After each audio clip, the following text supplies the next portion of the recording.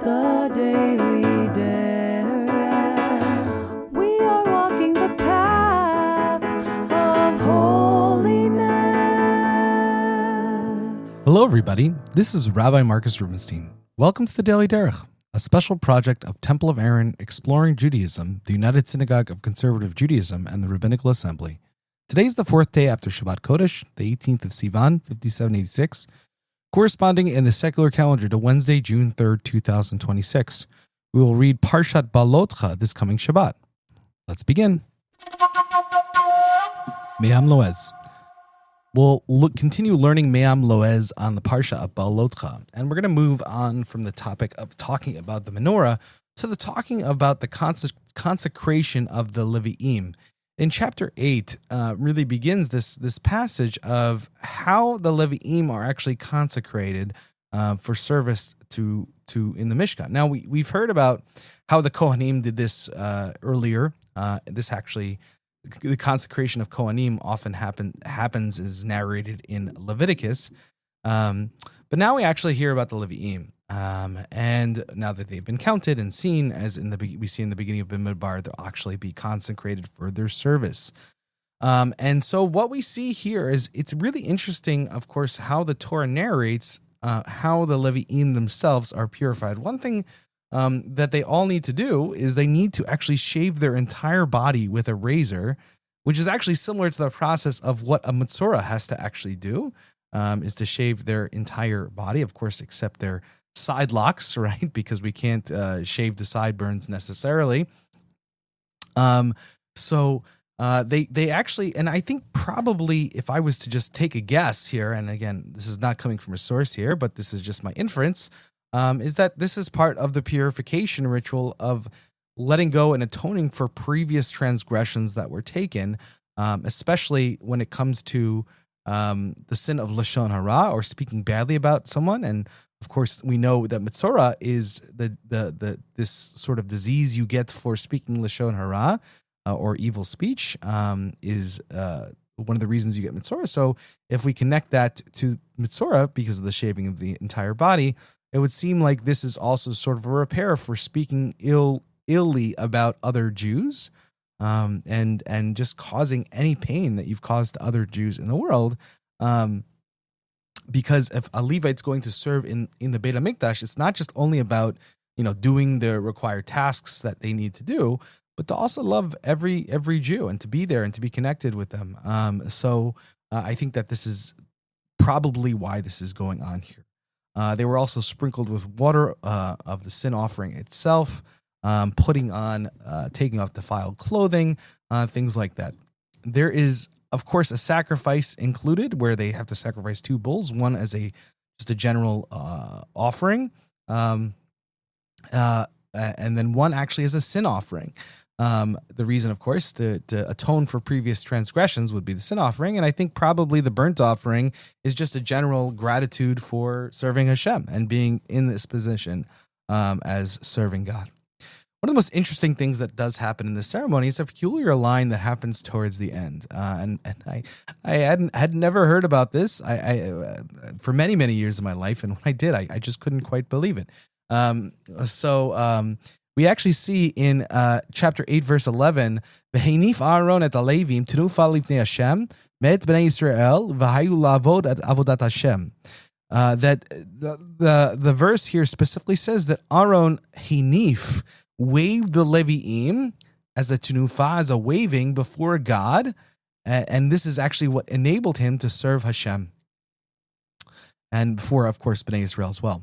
Now, look, I think maybe you could say it's a wave offering of some sort, because there was a grain offering also offered with this, and maybe that is the Peshat, and that is the simple meaning here. But that is not the way the rabbis go about it. That's not the way the rabbis at least see it. But in the Midrash, the major understanding of this is actually that Aaron actually waved the Levi'im themselves, just as we wave a lulav or an etrog, and they used to wave the Omer sheaves when counting the Omer during that period. So too, the Aaron himself waved the Levi'im, and so this actually involves picking up a person and waving them like a lulav. And the Midrash notes, since there were 22,000 Levites that Aaron had to do, basically, you can imagine how much strength this took from Aaron. And actually, the Midrash says that like God gives Aaron this like miraculous strength to wave these people around. And I'm mostly bringing this because it's pretty incredible that this is even in here. That the rabbis can even like picture, but it really forms like a different image of Aaron as this guy, as this like super strong guy who's waving Levites around. And you know, so I'm not sure yet. I really have like the deeper meaning of Aaron waving actual human beings. Maybe if I was just to take a guess on one foot, this could be about, you know, that the Levi'im are turning from being just human beings into vessels of Hashem to serve the Jewish people. And so they're actually treated like the lulav and etrog that are waved on Sukkot, just like tashmishe kedusha or things we use to do mitzvot. So maybe this is what's going on here, and it gives them the feeling that they're now they're not just a human being, but they're also a keli. They're just they're a vessel of divine service. But honestly, very interesting midrash, and hopefully you just smile when you get to this pasuk in this verse when they're reading it in Torah this week in shul. Mishnah Torah. We're going to continue learning the Hilchot Talmud Torah. We're in chapter 2. We learned the first halacha yesterday of chapter 2. We're going to be in the second halacha today. These halachot that we're going to be learning today are just really beautiful about how we should teach children. And I think one thing that's wonderful about them is in many of these laws, they are seemingly very modern. This halacha that we're going to learn today does not feel modern at all, but I think it's very instructive to us of maybe how our education needs to be a little different than what happens outside of the Jewish world. Regardless.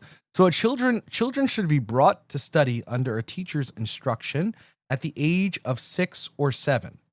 So they begin learning at 6 or 7. This is actually pretty customary in terms of secular education as well, right? First grade is around 6, right? So that sort of makes sense. But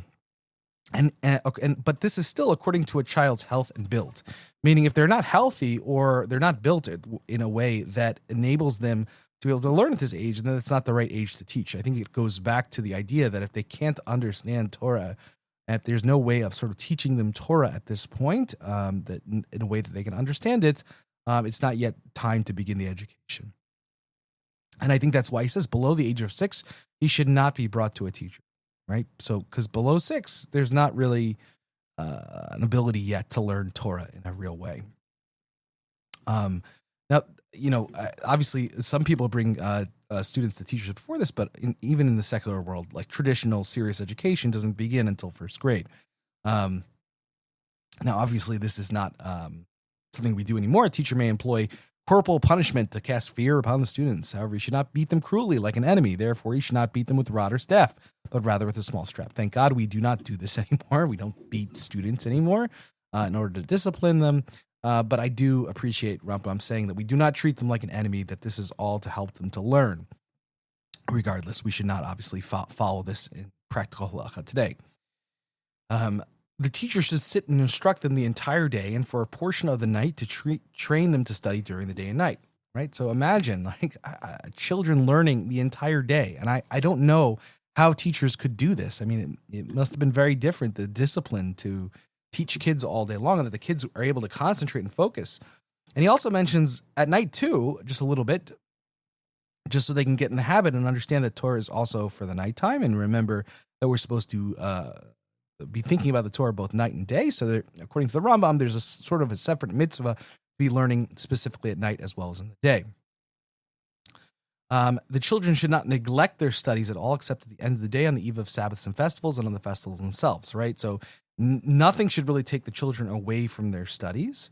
And it needs to be of the utmost seriousness. And we actually see this in his last sentence here, where he says the children should never be interrupted from their studies, even for the building of the temple, right? The building of the temple, what he's referencing here is when the Mashiach comes, when the Messiah comes, we'll be able to build the temple again in Jerusalem. And of course, this is one of the most sacred tasks, that we actually get to build the temple again. How exciting it is. And obviously the whole entire idea of the Messiah coming in general, you might not think the most important things that kids continue to learn in their 1st grade classroom, but it is. Children should never be interrupted from their learning. And so this designates just how importantly and how seriously we take children's education, that it truly should be the center of what we do. Menorat HaMaor. We're going to continue learning the wonderful introduction to the first candle of Menorat HaMaor, and we're going to learn about the great Rabbi Chanina ben Dosa. Rabbi Chanina ben Dosa was a wonderful rabbi, and really famous for working miracles. And we're going to learn about some of those today and try to understand what is the Menorat HaMaor actually trying to teach us here. What is this Agadata? What are these stories trying to teach us here? Especially if we remember that what this is really about here is the fact that anyone can learn and anyone can study. And it's not an excuse to say I'm very rich or very poor or what have you. Remember, that's how we sort of got on this discussion. And how we deal with our physical possessions. So that's where we're going to really start here. So the Agadata here says, in terms of Rabbi Chanina ben Dosa, although he was such a great man that the people of the world were sustained in his merit, his own livelihood was meager, and his food came through miracles. And so that's the point the Menorat HaMaor at least is trying to prove, and why it's, at least in a revealed way, why it's being brought here. That he was such a great man. He was able to do this wonderful thing. He was able to bring food into the world. He was able to do great miracles that were incomparable to anybody else, even though he was extremely poor himself. And in some ways, he sustains the whole entire world in his merit. So again, it's not about social station. It's not about riches. It's not about what you've been given. It's what you do with it. So Rabbi Chanina ben Dosa was traveling on the road. And this is a story from Tanit 24b, Tractate Tanit. Rabbi Chanina ben Dosa was traveling on the road and was carrying a load of salt on his head. Rain came, and he said before God, Master of the universe, the entire world is at ease, but Chanina is in distress.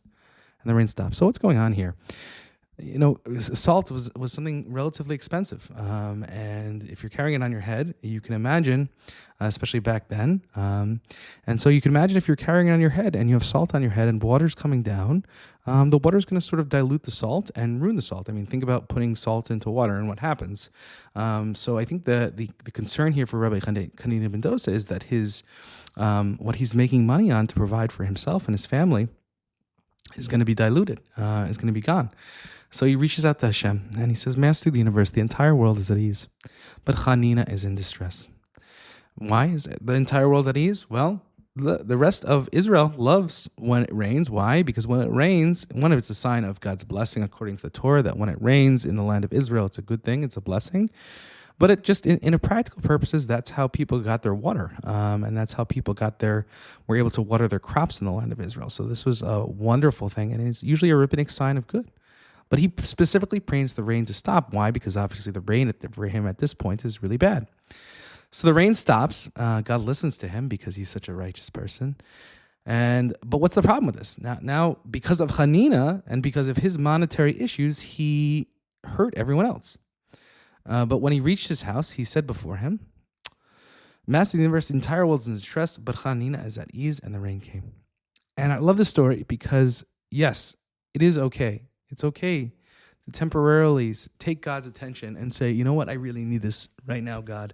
And not all of us can work miracles like Rabbi Chanina ben Dosa does, but I think that's an important thing to understand, that God really does care about us in an individual, beautiful way. But he doesn't end there even once he gets it. He's still concerned about Amcha. He's still concerned about Am Yisrael. And he says, even though this might be good for me, it's not going to be good for everybody else. And that's why he reaches out to Hashem. And it probably shows why that God should listen to him in the first place, because he cares so much about Am Yisrael and cares so much not just for himself, but for everybody. But this is not the end of the Agadata. It really gets deeper from here. Rav Yosef said, what effect did the prayer of the high priest have in comparison to that of Rabbi Chanina ben Dosa? For we learned that the high priest would recite a short prayer in the outer chamber so as not to alarm Israel. What did he pray? So we learn that the high priest's obviously prayer from the Beit HaMikdash and is a big deal and has a lot of potency to possibly influence God. And this is obviously what people would thought. But whose prayer is bigger than the high priest? Right? Certainly not lowly Rabbi Chanina ben Dosa would necessarily have a higher or a more potent prayer than the high priest. But we learned, we first have to learn a little bit what the high priest was praying for. So we learned that the high priest would recite a short prayer in the outer chamber so as not to alarm Israel. And that he would pray before he would enter the Holy of Holies on Yom Kippur. What did he pray? Rabbi Yehuda said, "May it be your will, Lord our God, that this year be rainy and warm." And so he would first pray, well, that maybe the rain would fall, because this really was the blessing of the whole entire country. So Rabbi Yehuda says that's what he prayed for. But specifically, he prayed that it be rainy and warm. And the Gemara question says, but is warmth a good thing? On the contrary, it is harmful. Rather, the meaning is, if it is warm, let it be also rainy. And may the prayer of travelers not enter before you. So what's going on here is that what the Kohen Gadol, according to Rabbi Yehuda, at least understood, is that actually the Rabbi Yehuda specifically praying that the high priest on Yom Kippur would pray that it would actually be rainy. And specifically also that, and let's forget about the warmth part again. We don't need to get into that necessarily right now. But the most important part here is that may the prayer of travelers not enter before you. Who are the travelers? It's the people coming back who are going to eventually come back on Sukkot from the pilgrimage to the temple, and specifically who are going to be praying when they're walking back. Please don't rain, because who wants to be rained on when they're traipsing back from Jerusalem back to wherever they came from? And so basically, Rabbi Yehuda is saying, don't listen to them, because Am Yisrael needs rain, and these people are short-sighted. I'm not going to get into what Rav Acha said, because just of the context of where we are in the Menorat HaMaor. But Rabbi Yehuda continues to say in the name of Rav, every day a heavenly goes forth and proclaims, the entire world is sustained for the sake of my son Chanina, and my son Chanina is satisfied with a single kav of carobs from one Sabbath eve to the next Sabbath eve.